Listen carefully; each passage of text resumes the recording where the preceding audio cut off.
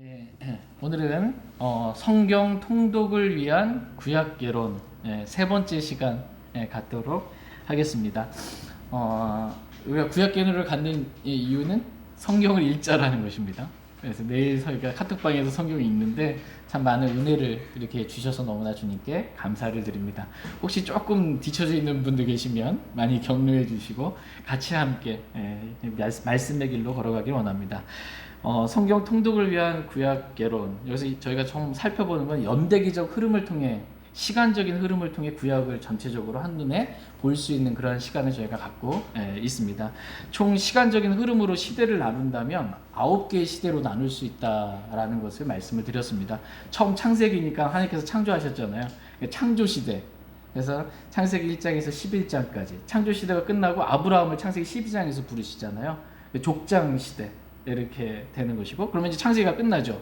아브라함, 이삭, 야곱의 아들 요셉이 이집트에 가서 이집트의 3민족이 이루어지면서 10가지 재앙 가운데 애굽에서 광야에 있게 되는 세 번째 출애굽 광야 시대, 출애굽기, 레위기, 민수기, 신명기 4권의 책이 끝나게 되는 것입니다. 광야 시대가 끝나고 이제 하나님께서 약속하신 젖과 꿀이 흐르는 약속의 땅 가나안 땅에 들어가야 되니까 가나안 땅에 살고 있는 7민족들을 정복하게 된 정복 시대가 있게 됩니다. 이때는 여호수아, 새로운 지도자로 여호수아는 예수 그리스도를 예표하는 그러한 인물입니다. 여호수아를 통해서 이제 가나안 땅의 정복 시대가 있게 됩니다. 여호수아가 죽고 난 다음에 이제 오늘부터 살펴보게 될 건 이제 사사 시대가 이렇게 이루어지게 됩니다. 많이 들어보시 사사 시대, 사사기. 이제 킹제임스 성경에서 흠정역에서는 재판관기라고 이렇게 말합니다. 지금 믿는 뭐 재판관 이게 아니고요. 특별한 거예요. 그러니까 거의 왕으로서 이렇게 통치할 수 있을 만큼 영적인 것과 실제적인 왕으로서 통치까지 갖고 있는 특별한 인물이 이 재판관들입니다. 이 재판관기의 시대를 이제 보고, 그다음에 재판관이 끝나고 이제 왕국 시대로 바뀌게 돼요. 그래서 이스라엘이 우리에게도 다른 민족들처럼 왕을 주소서라고 왕을 구하게 돼서 이제 이스라엘의 초대 왕이 세워지게 되죠. 그 왕으로 기름받게 누구예요? 사울 왕이. 그 다음에 다윗 왕. 그 다음에 다윗의 아들 솔로몬 왕. 해서 40년씩 통치를 해요. 그래서 120년간의 통일왕국 시대. 통일왕국 시대라고 말하는 이유는 나중에 솔로몬이 죽고 나서 솔로몬의 아들 르호보암 시대 때 이 솔로몬의 신하 여로보암이 이제 여로보암을 저는 특별히 이제 여러모로 보아 왕이 될 만한 자격이 없는 신하였어요. 예, 솔로몬의 신하가 여로보암이 이제 북왕국 10지파의 왕이 돼서 르호보암은 이 다윗 솔로몬 왕처럼 하나님 말씀에 순종해야 되는데 르호보암은 하나님 말씀에 순종하는데 느렸어요. 그래서 르호보암이라고 제가 이제 얘기를 하는데 하나님 말씀에 더디 순종하는 늦은 사람이었습니다. 그래서 어쨌든 분열 왕국 시대가 이렇게 이루어져서 남왕국 유다와 북왕국 이스라엘로 분열 왕국이 되고 다 멸망하죠. 북왕국 이스라엘은 아시리아에 멸망하고 남왕국 유다는 바빌론에 의해서 이렇게 멸망하게 돼서 포로로 잡혀가기 때문에 분열 왕국 시대에서 포로 시대로 이렇게 가게 되고 하나님의 긍휼과 은혜 가운데 다시 귀환하게 되는 1차, 2차, 3차에 걸쳐서 귀환하게 되는, 그래서 귀환 시대로 총 9가지 시대로 이렇게 성경이 이루어져 있습니다. 그래서 성경의 구약성경의 39권을 이 시대에 이렇게 딱 이렇게 대입하면 됩니다. 아, 지금 무슨 시대구나. 어느 시대 때 이러한 일이 있은 거구나. 이렇게 알면 되고, 오늘은 사사 시대, 재판관 시대하고 통일왕국 시대 2가지 시대만 짧게 오늘은 성경 공부 갖도록 하겠습니다. 사사 시대는 대략 기간으로 치자면 330년 정도 됩니다. 창조 시대가 약 2000년 정도, 족장 시대가 360년 정도, 그 다음에 출애굽 광야 시대가 180년 정도, 정복 시대, 여호수아 같은 정복 시대 한 30년 정도, 그 다음에 사사 시대가 330년 정도가 됩니다. 사사 시대니까는 뭐 성경을 찾으면 사사기, 룻기, 사무엘상 중에서 사무엘상 7장까지가 이 사사 시대입니다. 사무엘상 8장에서부터는 이스라엘이 왕을 구하는 이야기가 나오고, 사무엘상 9장에서는 그래서 사울이 이렇게 등장하게 되고, 10장에서 사울이 왕으로 이렇게 기름 부음 받게 되기 때문에 통일 왕국으로 넘어가기 전까지 이 사사 시대는 사무엘상 7장까지가 이렇게 되겠습니다. 기간은 여호수아가 죽고 사사 시대가 시작되잖아요. 여호수아가 BC 주전 1424년에 죽었고, 그다음에 사울 왕이 등극할 때까지이기 때문에 통일왕국 전까지가 사사 시대니까 주전 1095년까지 약 330년 정도 되겠습니다. 주요 사건은 사사기 2장에서 여호수아가 죽습니다. 그다음에 사사기 3장에서 첫 번째 사사, 첫 번째 재판관인 온니엘이 등장합니다. 총 사사 시대의 이 사사, 재판관들은 13명의 재판관들이 있는데 첫 번째 재판관이 온니엘입니다. 갈렙의 동생 온니엘부터 시작해서 마지막 재판관, 마지막 사사가 누구냐면 사무엘입니다. 사무엘. 마지막 사무엘이 사울 왕에게 기름을 붓고 왕국 통일왕국 시대에 넘어가기 때문에 마지막 이 재판관이 사무엘이 되겠습니다. 사사기 7장에서 기드온의 300용사, 여러분 기억아시죠? 기드온이 300용사, 너무 많아 이길 수 없는 전쟁. 그래서 너무 많다고 많이 모인 전쟁에서 다 보내고 300명만 남아서 전쟁을 치르게 돼서 이게 사람이 싸워서 이긴 게 아니라 하나님께서 하셨음을 분명하게 보여주고 있습니다. 사사기 16장에서 삼손과 드릴라, 삼손이 드릴라를 이렇게 사랑해서 그게 자기가 사랑하는 거에 의해서 결국 어떻게 됐어요? 눈도 뽑히고, 그죠? 완전히 멸망하게 되는 것을 보게 됩니다. 우리는 이걸 통해서 알 수 있는 게 뭐냐면 그리스도인이 각자 자기가 좋아하는 것들이 있어요. 그것이 취미든 뭐로 불리든 자기가 좋아하는 게 있어요. 관심 있고 좋아하는. 그게 결국 자기를 영적으로 찌릅니다.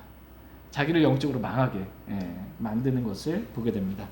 룻기 4장에 이제 보아스가 룻을 아내로 이렇게 얻게 되는데, 룻은 이방 여인이잖아요. 이방 여인 룻을 아내로 이렇게 얻는데, 보아스는 예수 그리스도를 예표하고 이방 여인을 아내로 얻는, 교회를 아내로 얻는 것을, 룻은 교회를 예표하는 그러한 모습입니다. 그다음에 이제 사무엘상 1장으로 가서 한나가 이렇게 기도해서 사무엘을 얻게 되는, 사무엘이 태어나게 되는 사무엘 1장에 있고요. 사무엘상 4장에서 하나님의 궤를 블레셋에게 빼앗기게 되는, 블레셋과의 전쟁에서 하나님의 궤를, 언약궤를 빼앗기게 되는 일이 있습니다. 이때 이가봇이라고 하면서 이제 죽게 되는데요. 이가봇은 뭐냐면 영광이 이스라엘에서 떠났다라는 것입니다. 하나님의 임재 영광이 있거든요. 근데 이때 하나님의 언약궤 안에 아론의 쌍난 지팡이부터 해가지고서는 만나도 있고 있잖아요. 하나님의 임재와 하나님의 말씀을 상징하는 거거든요. 이걸 빼앗김으로 인해서 영광이 떠나게 되는, 주님의 임재를 잃어버리게 되는 그런 사건이 있게 됩니다. 주요 사사기의 주요 등장 인물은 말씀드렸지만 13명의 사사들이 쫙 이렇게 나옵니다. 첫 번째 사사 재판관은 갈렙의 동생 온니엘입니다. 사사기 3장에 나오는데요.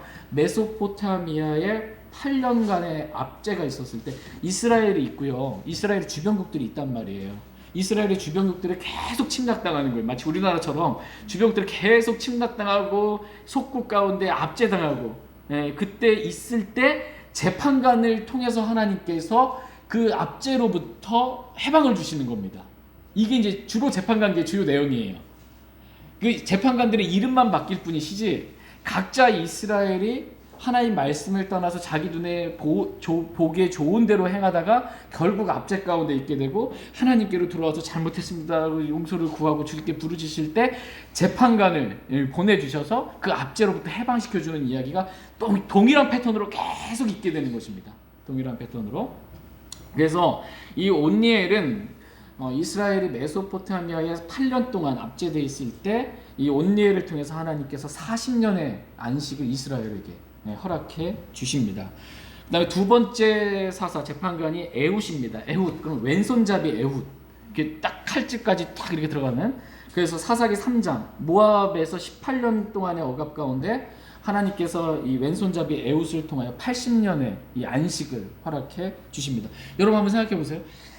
그 8년을 억압받았는데 하나님께 돌아와서 부르짖었더니 40년의 안식을 주시고 18년의 억압 가운데 있었는데 하나님께 돌아와서 부르짖 80년의 안식을 주시고 하나님이 얼마나 은혜로우신 분이신지 우리가 주께로 돌아가기만 하면 주께는 우리에게 넘치는 은혜와 긍휼을 베풀어 주시는 그런 분이시다라는 것을 알 수 있습니다.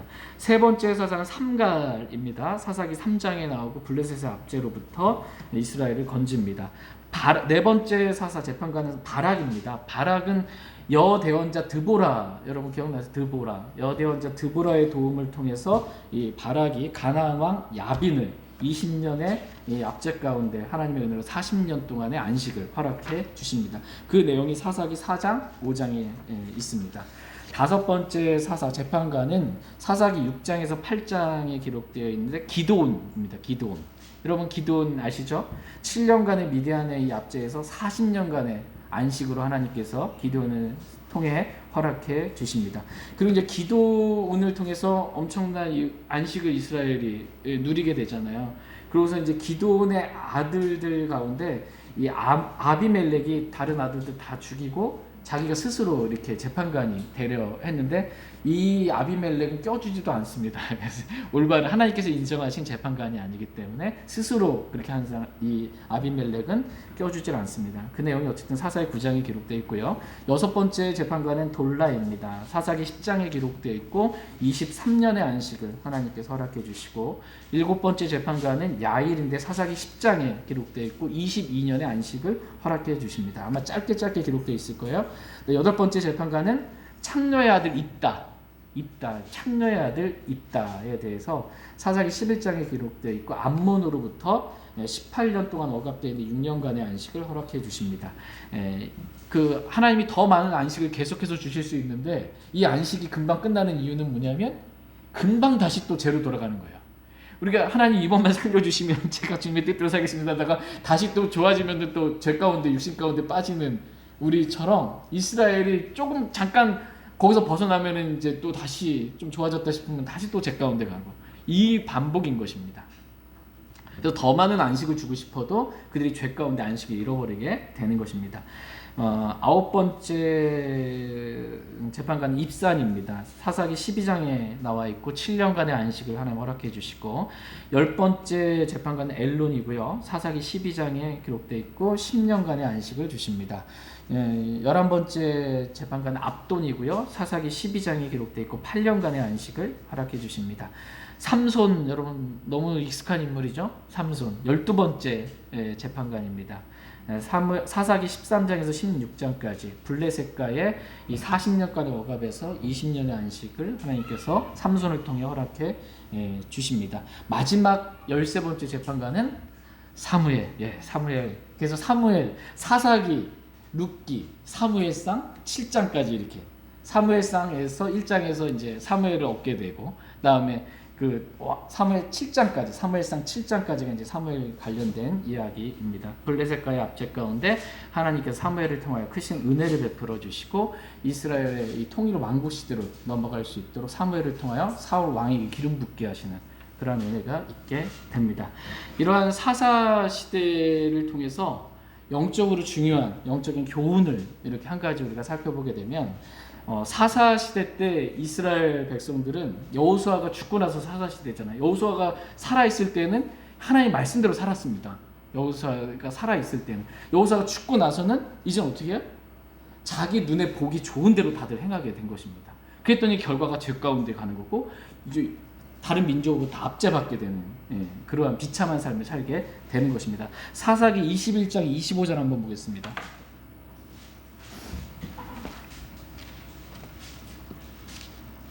사사기 21장 25절. 사사기 21장 25절 보겠습니다. 사사기 제일 마지막 절입니다. 한마디로 사사시대를 요약해 주고 있습니다. 같이 읽겠습니다. 시작. 그때에는 이스라엘에 왕이 없었으므로 사람마다 자기 눈에 옳은 것을 행하였더라. 하나님께서 이스라엘의 왕이에요. 근데 하나님을 거부하는 겁니다. 사람 왕을 달라 이렇게 되는데 어쨌든 이때 했을 때 사람마다 자기 눈에 옳은 것을 행하였다. 이게 사사시대의 특징입니다. 자기 눈에 옳은 대로 하게 되면 결과는 뭐냐면 죄 가운데 빠지는 겁니다. 그리고 압제 가운데 있게 되고 비참한 삶을 삽니다. 여러분 이부 기억나시죠? 이부가 하나님 말씀대로 안 하고 우리는 하나님 말씀대로 해야 돼요.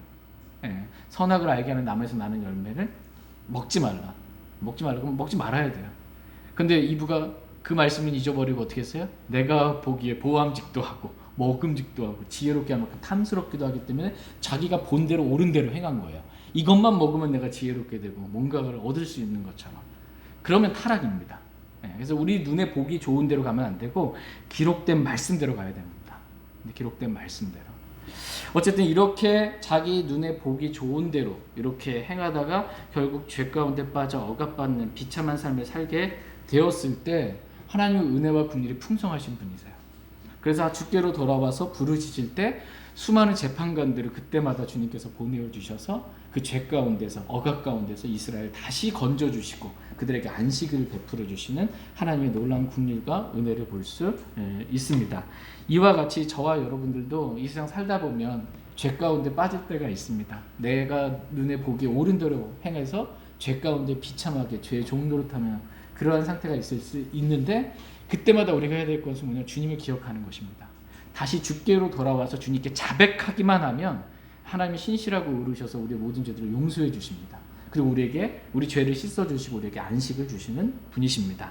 같이 이사야서 55장 7절 말씀 보겠습니다. 이사야서 55장 7절 말씀.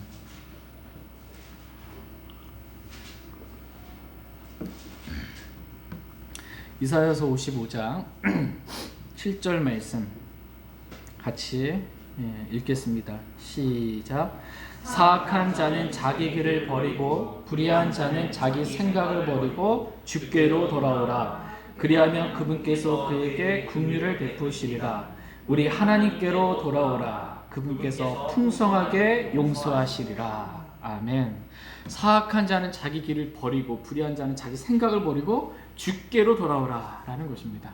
우리는 그냥 주님께 가기만 하면 되는 거예요. 주님께 가기만 하면 그분께서 그리하면 그분께서 그에게 긍휼을 베푸시리라. 우리 하나님께로 돌아오라. 계속 지금 주님께로 돌아오라고 이렇게 지금 초청하고 계시고 부르시는 것입니다. 그러면 그분께서 풍성하게 용서하시리라 이렇게 말씀하고 계십니다.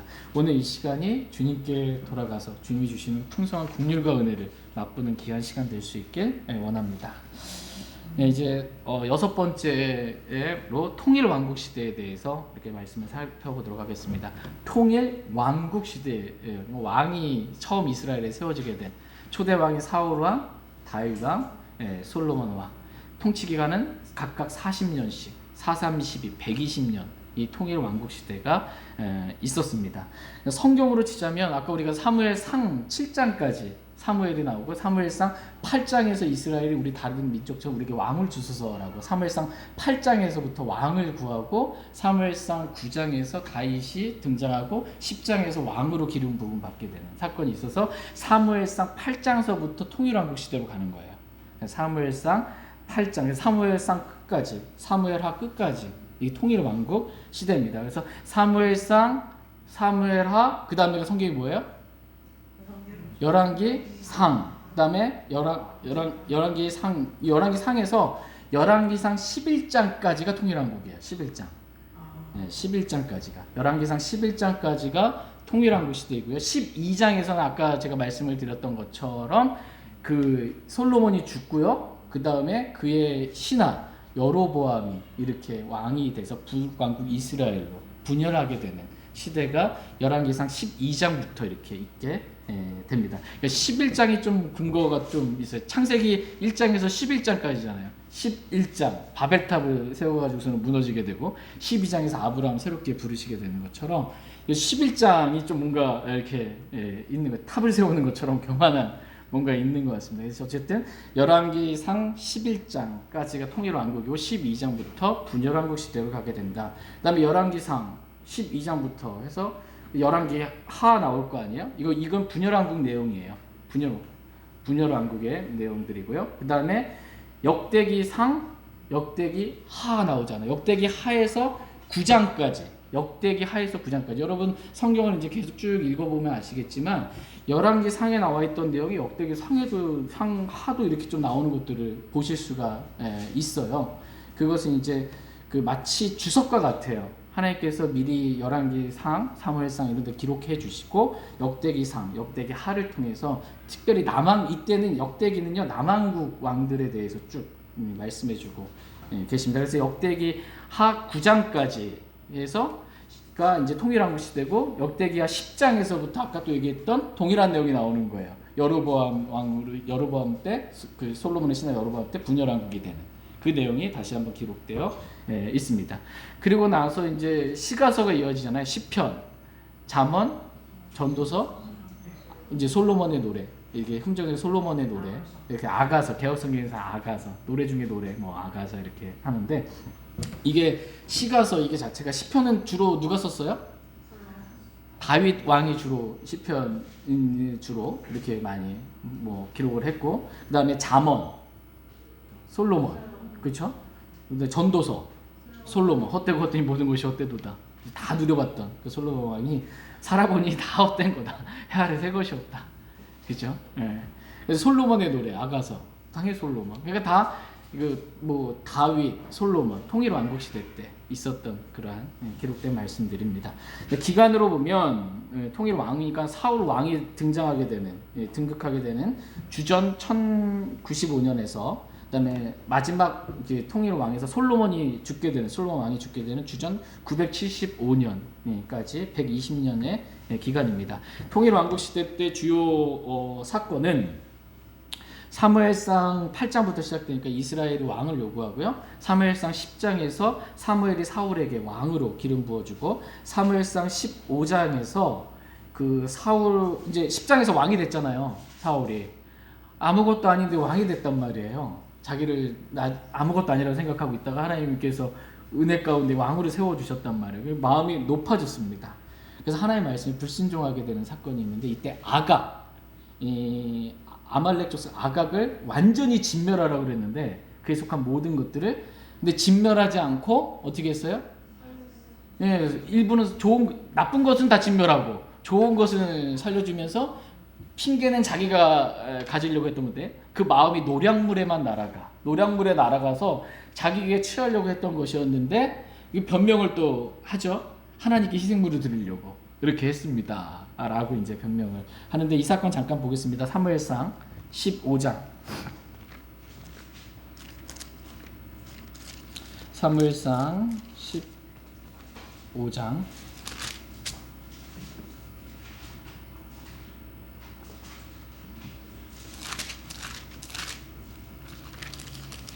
사무엘상 15장 17절 한번 보시면, 사무엘이 이르되 왕이 스스로 보기에 작았을 때 이스라엘 지파들의 머리가 되셨고 주께서 왕에게 기름을 부어 이스라엘 다스릴 왕으로 삼지 아니하셨나이까, 이렇게 말씀합니다.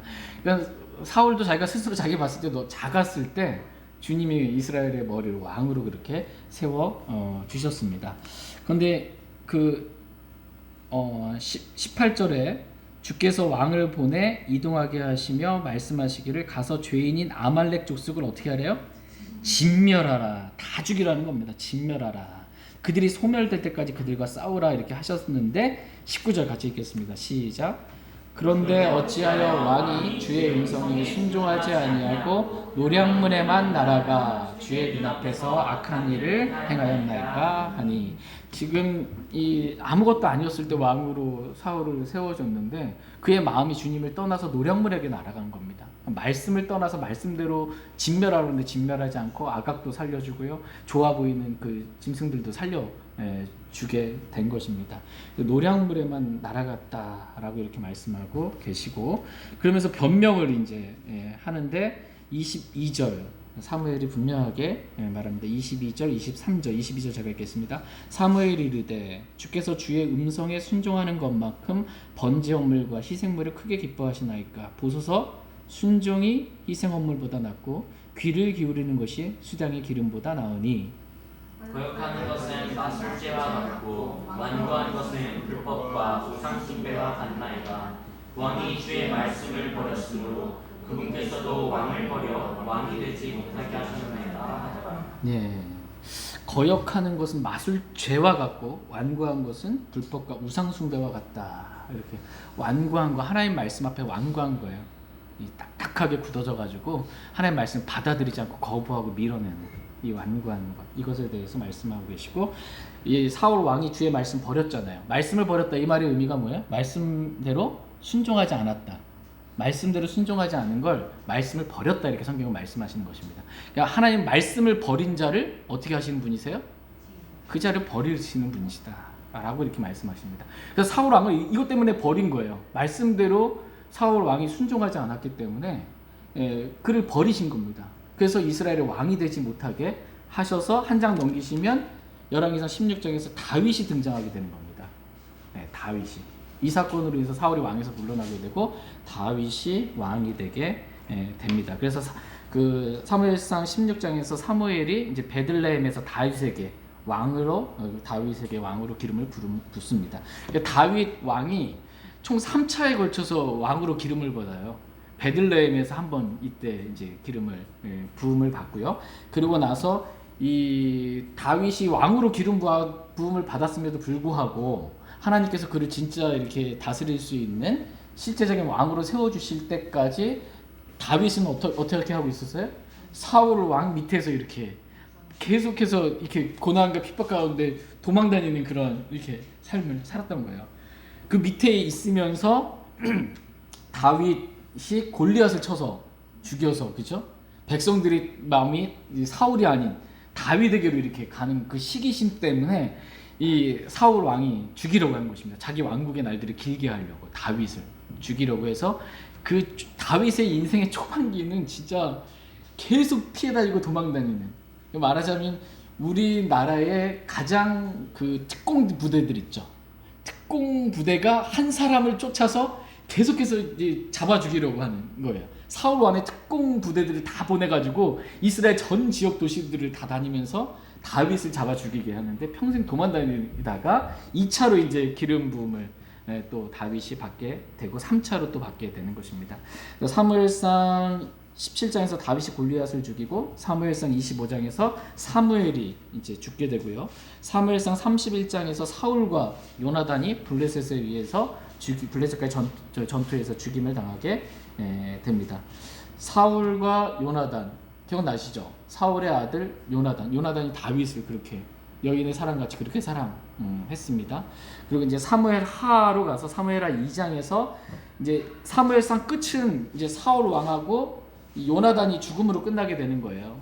그래서 죽으니까 이제 다윗이 이제 등장하게 되겠죠. 사무엘하 2장에서 다윗이 헤브론에서 두 지파에게 이제 기름 부음을 받게 됩니다.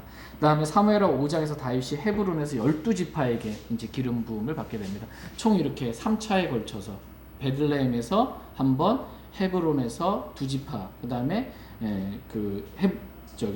또 사무엘하 5장에서 헤브론에서 12지파에게 이제 기름 부음을 받게 돼서 40년간의 통치가 있고요. 사무엘하 5장에서 예루살렘을 수도로 이제 확정하게 되는 것입니다. 수도로 정하게 됩니다. 이스라엘의 수도가 어디예요? 예루살렘이잖아요. 예루살렘 수도가 된 게 이때 다윗, 사무엘하 5장에서 다윗이 예루살렘 수도로 정하고 언약궤를 블레셋에서 뺏겼잖아요. 다시 이제 그 언약궤를 예루살렘에 가져오게 되는 이야기가 사무엘하 6장에 이렇게 기록되어 있고, 하나님께서 사무엘하 7장에서 다윗과 언약을 맺으시는, 그래서 사울에게는 국류를 빼앗았잖아요. 국류를 빼앗았단 말이에요. 말씀을 불순종함으로. 근데 다윗에게는 하나님께서 확실한 국류를 허락해 주신 거예요. 정말 절대 끊어지지 않는 그 국류. 그래서 다윗의 집과 왕국과 왕자가 영원히 서게 되리라라고 다윗의 언약을 주시는 그런 장면입니다. 사무엘하 11장 좀 뭔가가 좀 있는 것 같다 그랬죠. 11장에 보면 다윗이 밧세바와 간음하게 되는 그러한 일이 사무엘하 11장에 있게 되고요. 사무엘하 15장에서 18장까지 이제 다윗의 아들 압살롬이 반역을 해가지고서는 또 이렇게 도망다니게 되는 그런 이야기가 나옵니다. 사무엘하 24장에서 이제 다윗이 또 인구 조사를 또 하게 된 약간의 교만함으로 인해서 또 벌을 받게 되는 그런 내용이 있고요. 열왕기상, 왕들이 많은 거죠. 열왕기상, 왕들이 많습니다. 열왕기상 2장에서 다윗이 죽고 솔로몬이 왕이 된 게 열왕기상의 시작이 되는 것입니다. 열왕기상 3장에서 솔로몬이 하나님께서 뭘 원하느냐라고 구하라고 그랬더니 솔로몬이 뭘 구했어요?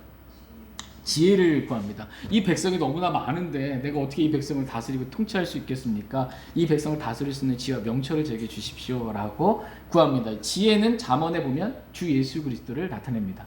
예수 그리스도를 구한 거예요. 영적으로 적용할 때 지혜를 구했더니 하나님께서 그가 구하지 아니한 재물과 명예도 솔로몬 왕에게 더해 주신 것을 보게 됩니다. 그러니까 저와 여러분들도 하나님 주 예수 그리스도 주님만 먼저 구하면 나머지 주님이 다 더해 주십니다. 먹을 거 입을 거 마실 거 필요한 줄 아시겠 나머지 다 더해 주시는 것입니다. 그러니까 솔로몬 왕과 같은 왕이 없었을 만큼 엄청난 부와 당시에 금은 그냥 뭐 골짜기 뭐 그냥 돌처럼 여겨질 만큼 그렇게 많은 풍부한 것들을 솔로몬 왕에게 허락을 해 주셨습니다. 그래서 그 솔로몬의 성전 들어보셨죠? 솔로몬 성전 다 이제 성막에 있었잖아요. 성막에 있었는데 다윗의 마음 가운데 성전을 짓고 싶었지만 피를 너무 많이 흘렸기 때문에 너 때는 아니고 너는 그냥 그 성전을 지을 수 있는 재료들만 잘 준비해 놓고 너 아들 솔로몬 왕 때 성전을 지을 수 있도록 그렇게 해서 열왕기상 6장에서 솔로몬 성전이 이렇게 건축되게 됩니다. 그리고 열왕기상 10장에 보면 열왕기상 10장 한번 볼게요. 열왕기상 10장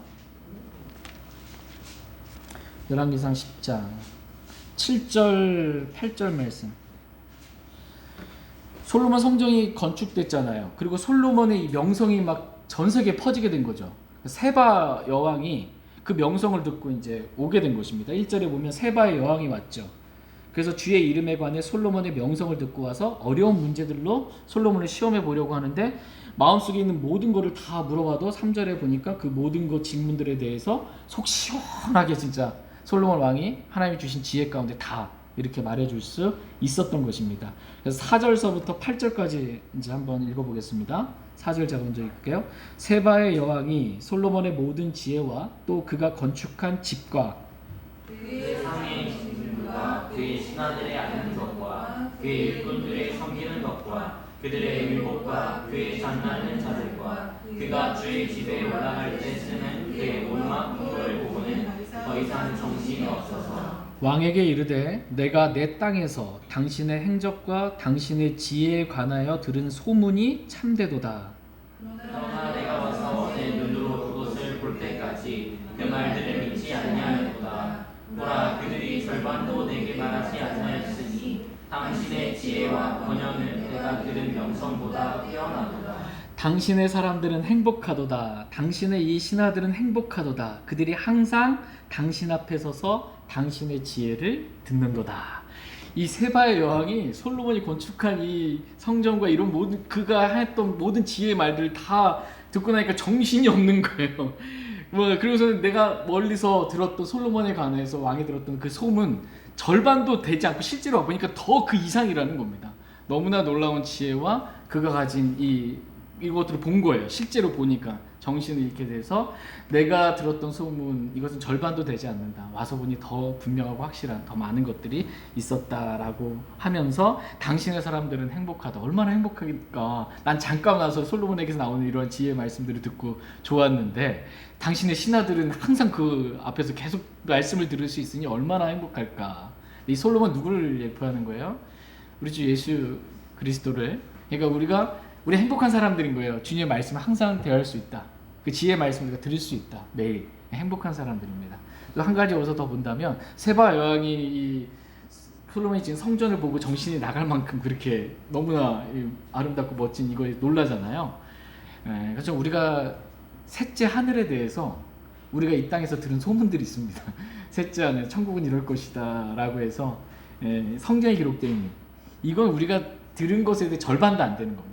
실제 올라가서 셋째 하늘의 그 아름다움과 영광과 이런 것들을 바라보면 세바 여왕은 기절할 만큼 놀랄 만한 것들을 하나님께서 저와 여러분들의 예비에 주고 계십니다. 그때를 저희가 기억하기를 원합니다. 이게 그 세바 여왕에 관한 이야기가 이제 열왕기상 10장에 있고요. 열왕기상 11장에 솔로몬 왕이 죽게 됩니다.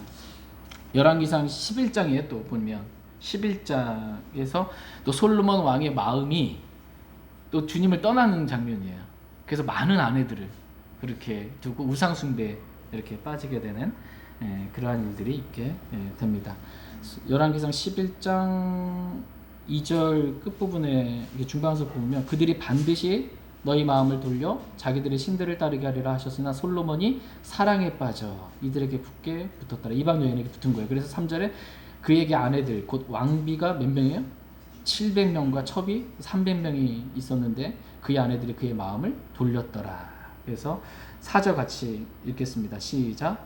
솔로몬이 늙었을 때 그의 아내들이 그의 마음을 돌려 다른 신들을 따르게 하였으므로 그의 마음이 그의 아버지 다윗의 마음과 같이 아니하여 주 그의 하나님께 대해 완전하지 아니하였으니. 뭔가 이렇게 10장에서 세바 여왕에 와서 솔로몬의 지혜에 대해서 또 뭔가 된 줄로 알았다가 11장에 또 다시 또 완전히 무너지게 되는 것을 우리는 볼 수 있습니다. 주요 이 등장인물 통일왕국 시대 때 주요 등장인물 당연히 통일 왕국이니까 사울 왕, 다윗 왕, 솔로몬 왕 이렇게 됩니다. 사울 왕의 아들 요나단, 그때 사울의 군대 대장 이때가 아브넬이었습니다. 아브넬이 사울의 군대 대장. 다윗 하면 또 연관돼서 골리앗, 그 다음에 바세바와 가늠하게 되는 것, 그 죄 가운데 나단 대원자가 당신이 그 사람입니다라고 전국을 찔러주면서 회개할 수 있도록 직언해주는 나단 대원자, 그 다음에 압살롬이 아들이 이제 반역하게 돼서 이때 군대 대장 요압이 있습니다. 그 다음에 솔로몬, 그 다음에 아까 어떤 세바 여왕까지 이렇게 주요 등장인물로 통일왕국 시대 볼 수 있습니다. 중요한 영적인 교훈 마지막으로 살펴보겠습니다. 중요한 영적인 교훈은 하나님께서 아무것도 아닌 자들을 진짜 자기가 봤을 때 스스로 아무것도 아닌 그러한 자들을 작은 자로 여겼던 그러한 자들을 하나님이 은혜로 부르셔서 왕으로 기름 부어 주시고 세워 주셨습니다. 그때 하나님께 쓰임 받을 때 이 사람들의 마음이 마치 자기가 뭔가 잘해가지고 된 것처럼 그렇게 스스로 교만한 가운데 빠져서 결국 범죄한 가운데 이렇게 넘어지게 되는 것을 보게 됩니다. 사울은 하나님의 말씀을 어김으로 아각을 살려두게 되었고, 다윗은 전쟁의 때 전쟁을 나가지 않고 바세바와 간음에 빠지게 되었고, 솔로몬은 그의 마음이 주로부터 떠나 이방 여인들을 사랑하게 되므로 수많은 아내들을 얻고 이 우상 숭배에 빠지게 되는 죄 가운데 있게 되었습니다. 이와 같이 저와 여러분들도 아무것도 아닌 자들이에요. 우리는 아무것도 아닌데 주님의 긍휼과 은혜 가운데 우리 조금 사용해 주신 거예요. 근데 조금 주님 앞에 쓰임 받으면 주님이 조금만 높여주시면 우리 마음이 금방 교만해져가지고 다 내가 이룬 건 줄 알고 이렇게 빠질 때가 있습니다. 그래서 다시 죄 가운데 빠지게 되는 그러한 모습을 볼 때가 있습니다. 그래서 주님께서 우리에게 이렇게 말씀하십니다. 고린도전서 10장 12절 말씀 보겠습니다. 고린도전서 10장 12절.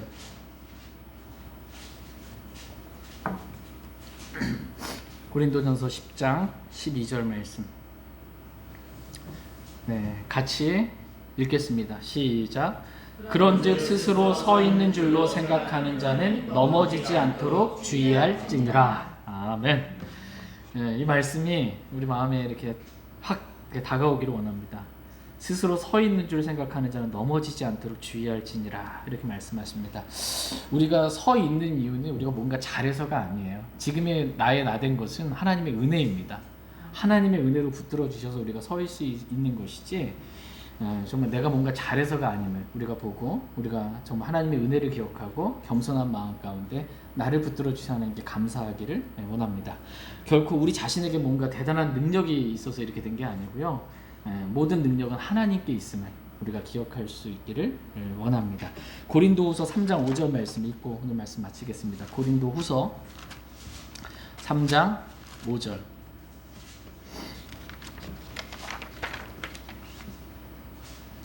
고린도후서 3장 5절 말씀 읽고 마치겠습니다. 같이 읽겠습니다. 시작.